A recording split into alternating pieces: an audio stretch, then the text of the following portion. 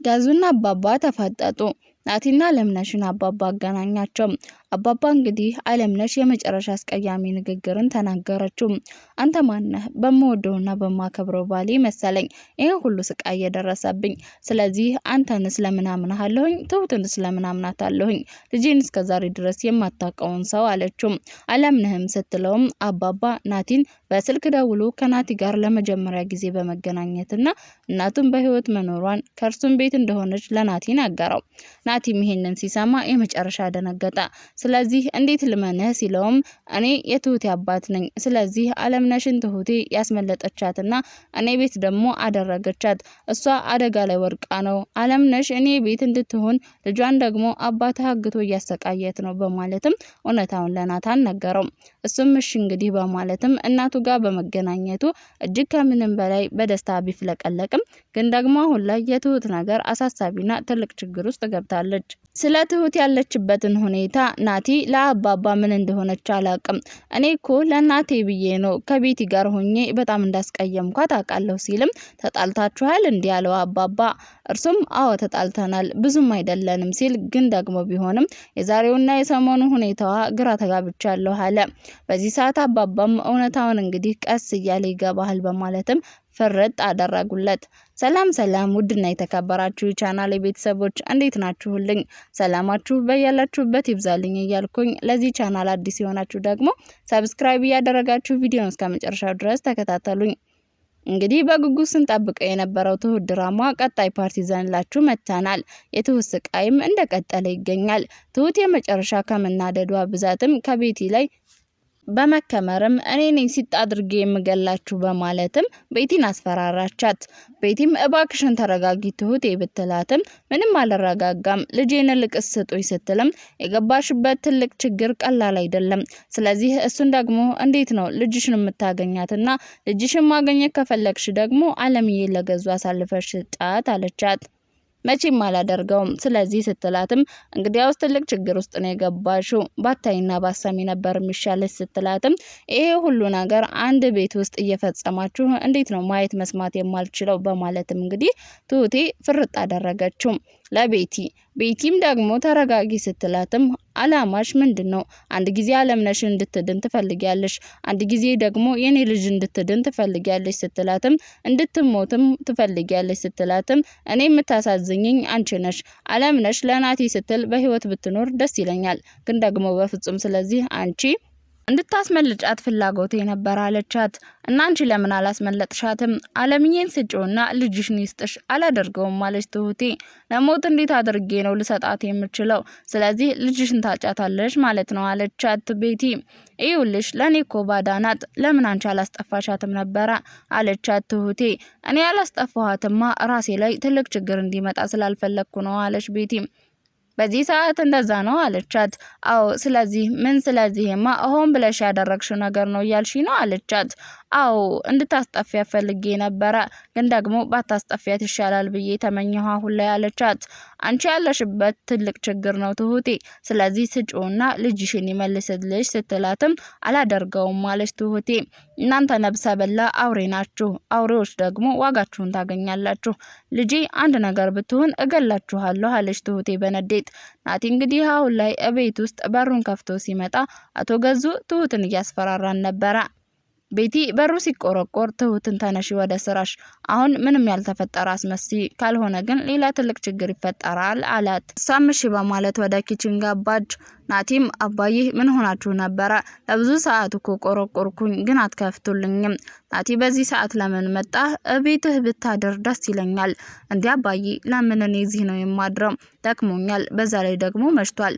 ለምንድነው ግን ሁሌ እዚህ እንዳላደር የምከለክለኝ ሲልም ጠየቀው። እሱም ጥሩ አይደለም ድባቡ ብዬ ነው አለው።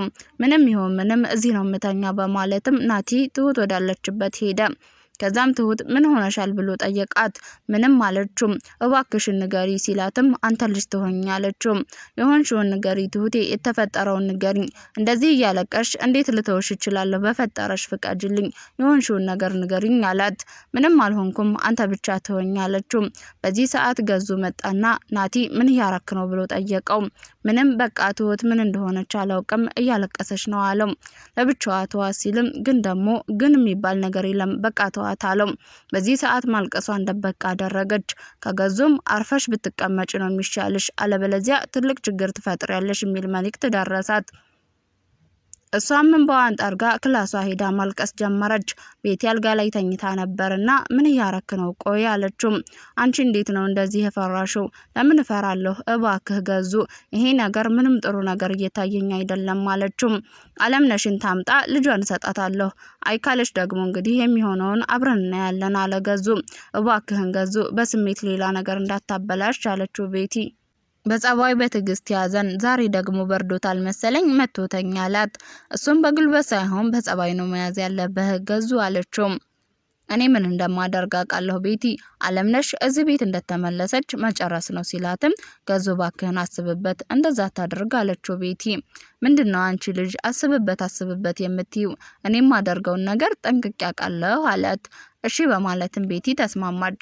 ጠዋት እንግዲህ አቶ ገዙ ናቲ እንዲወጣ ፈልጎ አንተ ናቲ እያለ እየጮኸ ቀሰቀሰው።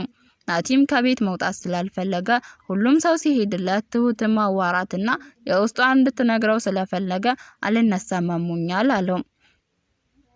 ሐኪም ቤት ልውሰድህ ሲለውም አይ ችግር የለውም አልነሳም ትንሽ አርፌበት እነሳለሁ ይለቀኛል አለው። እሺ በቃ አለና ቤቲ ጋር ሄዶ ቀሰቀሳት። አንተ ሰውዬ ምን አድርጊ ነው የምትለኝ? ማታ ለብዙ ሰዓት ቁጭ ብለን ቆየን፣ አሁን ደግሞ ለምንድነው መቀሰቅሳይ ስትለውም ይኸውልሽ ናቲ ስራ ቦታ አልሄድም ብሏል፣ ስለዚህ ትሁትን ሊያወራት ስለፈለገ ነው እና እኔ ምን ላድርግ አለችው። እንዲያወሩ እንዳትፈቅድላቸው በፍጹም፣ በእያንዳንዱ እንቅስቃሴያቸው ልትከታተያቸው ይገባል። አወራችሁ ማለት ደግሞ አለም ያለችበትን ቦታ ነገረችው ማለት ነው። ስለዚህ እቅዴ ሁሉ ይበላሻል አላት ገዙ። እና እኔ ምን ላርጋቸው ስትለውም ተከታታያቸው። እሺ በቃ አለችው። እንዴ መልሰሽ እየተኛሽ እኮ ነው ቤቲ አላት። በአሁኑ ሰዓት ተነስቺ እነሱን ልከታተል እንዲህ አለችው። ግድ ነው ተነሽ አላት። ወይ ጣጣዬ ዘንድሮ ምን አይነት ጣጣ ውስጥ ነው የገባሁት አለችና ቤቲ ተነሳች። ናቲ እንግዲህ ትሁቴ በጣም ብዙ ነገር አድርጌሻለሁ፣ ግን እባክሽን ይቅርታ አድርጊልኝ፣ ይሄን ያረኩት ለእናቴ ስል ነው አላት። ችግሩ እሱ አይደለም እባክህ አለችው። እና ምንድነው? እሺ በቃ ይቅርታ አድርጊልኝ የእውነት እየጨነቀኝ ነው ሲላትም በቃ እሺ ያልኩ አይደል እንዴ አለችው። ችግሩ ሌላ ነው፣ እሺ የውስጥሽን ንገሪኝ አላት። በዚህ ሰዓት እንግዲህ ቤቲ ጠብቂ ስለተባለች ትሁት እያለች መጣች። ወይ ያለቻት ቁርስ እኮ አልሰራሽም እስካሁን ድረስ አለቻት። ወይ ደግሞ ላግዝሽና አብረን ተጋግዘን እንስራ እንዲህ አለቻት። አይ ችግር የለውም እኔ እሰራለሁ በማለትም እንግዲህ ትሁቴ ተነሳች። አለምነሽ አባባ ማስቸገር ጀመረች። ከዛም ምን ሆነሻል አላት። እንቅልፍ እኮ አልወሰደኝም አባባ። እሺ ታዲያ መሄድ አለብኝ። እንዴ ለምን መተሽ ለምን ትሄጃለሽ? እና ታዲያ ምን ላድርግ? እንዴ ምን አስበሽ ነው? አሁንም ራስሽ ላይ ትልቅ አደጋ ነው የምትወስጂው፣ ስለዚህ መረጋጋት አለብሽ አላት። አባባ አንተ ደግሞ ማነህ ቆይ አለችው። እሺ ለናቲ ደውልለት፣ እኔ እኮ ናቲን አላውቀውም። እንዴ እንዴት ነው የማታውቀው? እስከዛሬ ድረስ የምሬን ነው አላውቀውም አላት። እና እኔ እንዴት አወከኝ አለችው። በትሁት ምክንያት። እሺ ትሁት ማነች? ልጄን የማያውቅ ሰው አለችና በውስጧ እንዴ ለምንድነው ማምነው? ልጅን ካላወቀ በማምነው ሰው እኮ ነው ይሄን ያክል ጊዜ እየተሰቃዩ ያለሁት አለችና በመወደው ባል አለች። አለምዬ ተረጋጊ፣ እኔም ረዳሽ እንጂ የማሰቃይሽ ሰው አይደለሁም ሲላትም በፍጹም ልረጋጋ አልችልም፣ የሆነ ነገር ማድረግ አለብኝ አለች።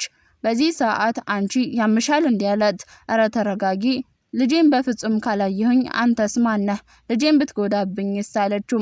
አባባም ተረጋጊ፣ እንደዛ ብሎ ነገር የለም፣ ልጅሽ ገና ዛሬ በስልክ ደውዬ አሁን አወራሁት፣ ከዚህ በፊት አላውቀውም ሲላትም ትሁት ማነች? እኔን ለመርዳት እየሞከረች ያለችው ስለምንድን ነው? የሆነ ነገር ጠንስሰው ቢሆንስ? አይ መሄድ አለብኝ አለች። በዚህ ሰዓት አባባ ናቲን ለማግኘት በሩን ቆልፎ ሲሄድም አለምዬ አሃ እዚህ ቤትን በር እየተቆለፈብኝ ነው፣ እሺ የማንም መጫወቻማ ሆኜ አልቀርም አለች አለምዬ። ስለዚህ የሆነ ነገርም አለ እያለች እንግዲህ ማሰብ ጀመረች፣ መናደድም ጀመረች። አባባ ናቲን አግኝቶት ሁሉንም እውነታ ሲነግረው የትሁትን ልጅ አግተውባትና አለምነሽን አሳልፋ ካልሰጠች አባትህ ልጇን ይዞባታል ሲለውም ናቲ የመጨረሻ ደነገጠ።